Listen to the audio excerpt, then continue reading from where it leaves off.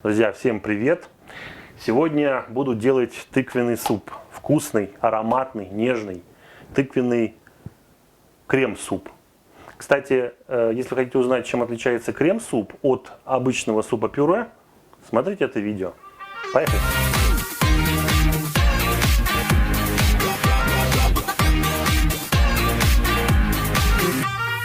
Для начала нужно тыкву почистить. У тыквы очень жесткая кожура, и поэтому чистить ее нужно аккуратно. Я ее буду чистить вот таким вот ручным ножом. У меня это получается, лучше ее разрезать аккуратно на две части. Я ее предварительно вычистил ложкой, потому что здесь были семечки в супе креме, семечки нежелательно, чтобы были. И почищу вот таким ножом овощечисткой.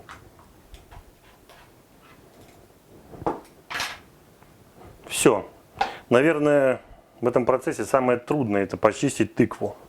Потому что очень жесткая кожура, и нужно быть аккуратным, особенно если чистишь ножом, чтобы не порезаться. Но вот этой овощечисткой вполне.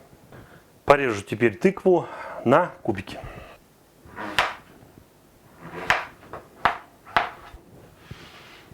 Все, тыква готова. Тыкву нарезали. Начнем с приготовления самого супа. Я не буду запекать тыкву, я не буду варить бульон. Я буду делать самый простой рецепт, который мне нравится, потому как я сам так ленивый, можно сказать. Поэтому я люблю, чтобы все было быстро и просто. Поставлю на плиту кастрюльку. Значит, и первое, что я добавлю, это будет репчатый лук. Тыквенный, но не чисто тыквенный, а с добавлением картошки и морковки. Добавлю в кастрюлю подсолнечного масла. Накрою пока лук, иначе я тут буду плакать. Подождем, пока масло прогреется. Так, масло разогрелось. Добавляем лук прям в кастрюлю.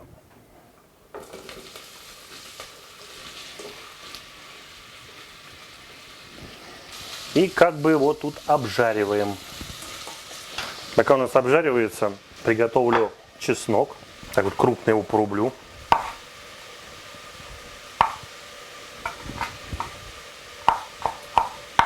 Я люблю много чеснока, вы берите по своему вкусу. Здесь почти одна головка. И отправлю к луку. Поставлю чайник, потому что мне нужен будет кипяток. Пускай пока греется.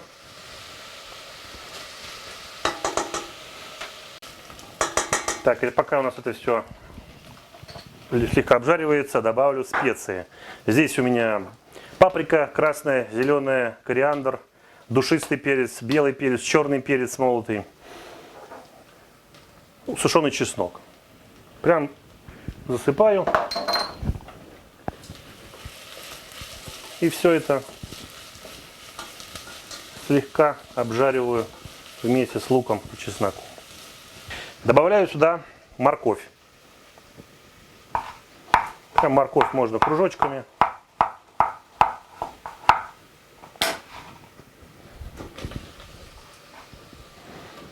И картошку.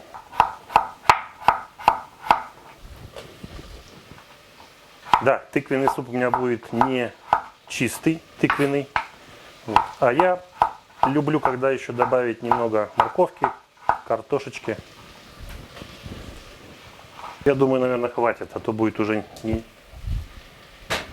тыквенный суп, а картофельный. Будет достаточно. Слегка прижариваю все вместе. И потом добавляю сюда горячую воду.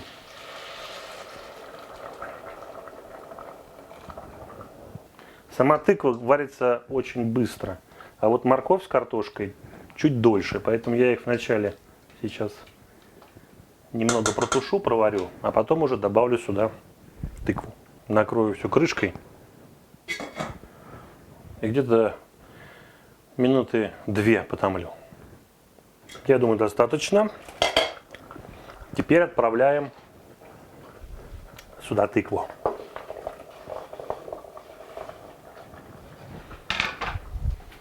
Воду доливаю по усмотрению. То есть вот я чуть-чуть, вот она накрыла все наши ингредиенты. И достаточно будет. Еще, наверное, минутки 2. А пока здесь у нас все варится, я переставлю на другую конфорку. Я сделаю к этому супу гренки. Ломоть хлеба порежу на такие вот длинные брусочки, а потом на аккуратные квадратики. И подсушу их на сухой горячей сковороде.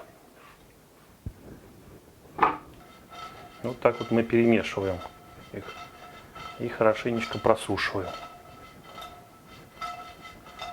Кстати, если вы хотите также научиться перемешивать еду без применения приспособлений, прямо на сковородке жонглируя, ссылочка на видео будет вот здесь. Это очень быстрый и простой способ приготовить быстро гренки. То есть не надо использовать никакую духовку, там быстро закладывать на долгое время. Взяли порцию необходимую, порезали на кубики и вот так вот их в течение 5 минут на хорошем жаре просушили. До какой степени, то есть сколько нужно варить это все? Пока у нас все ингредиенты, картошка, морковка, тыква не станут сваренными, мягкими. Как это определить? Просто попробовать. Взять вот немножко, например, картоху.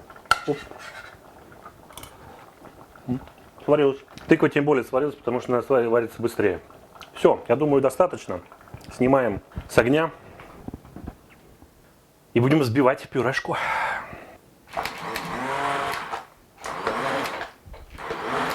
Можно, конечно, сделать и в обычном, в таком чашечном блендере. Но вот я люблю сразу взбивать в кастрюле.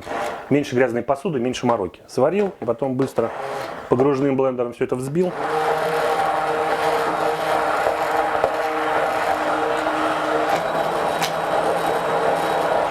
Взбиваем хорошо до однородной массы. Вот именно для того, чтобы не переусердствовать, не перелить воды, нужно ее наливать минимум, то есть только чтобы закрывало.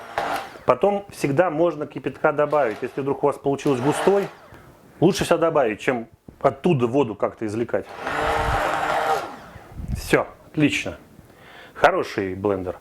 Кстати, обзор на этот блендер уже на канале. Ссылочка вот здесь. Почти тыквенный суп-пюре готов. Теперь его нужно вернуть на плиту и немного проварить, то есть довести до кипения. Смотрите, какой он получился красивый, в меру густой, ароматный. Доводим его до кипения, чуточку секунд 10-15 проварим, и тыквенный суп-пюре готов. Тыквенный картофельный суп-пюре. Тыквенно-картофельно-морковный суп-пюре.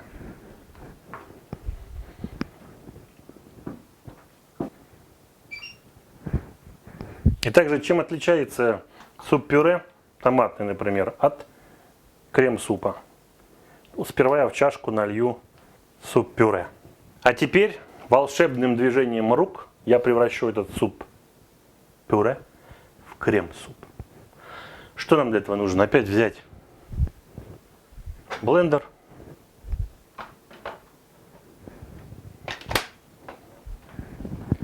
И взять сливки. Кому нравится 10%, кому нравится 20%, неважно. И не спеша помешивая, вливаем в суп-пюре сливки.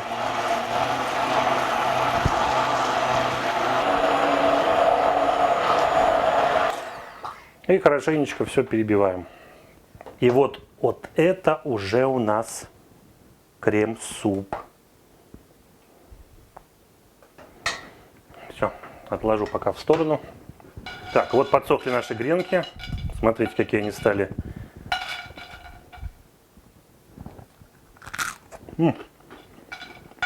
Хрустяще.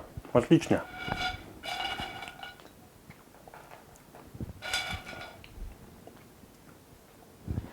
Возьму немножко, порублю укропчика. Так. Таких ярких зелененьких точечек. И я еще добавлю по чуть-чуть, так вот по небольшой ложечке сметаны сюда. Суп-пюре из тыквы с картофелем и морковью и крем-суп с картофелем и морковью готовы. Пришло время пробовать. Где моя большая ложка? Итак, первый попробуем суп-пюре.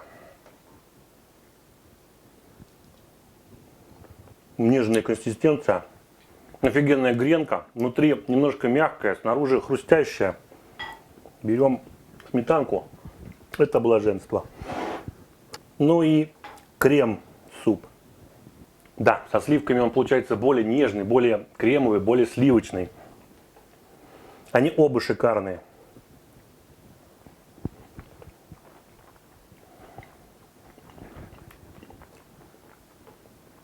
Все, как я люблю.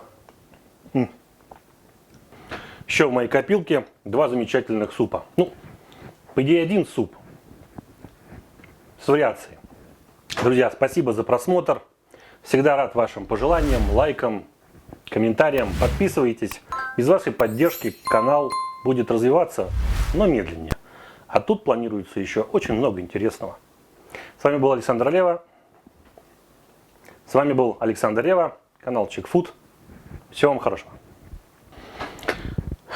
Все, сворачиваем лавочку. Приятного аппетита. Кушайте. Набегайте, набегайте, давайте.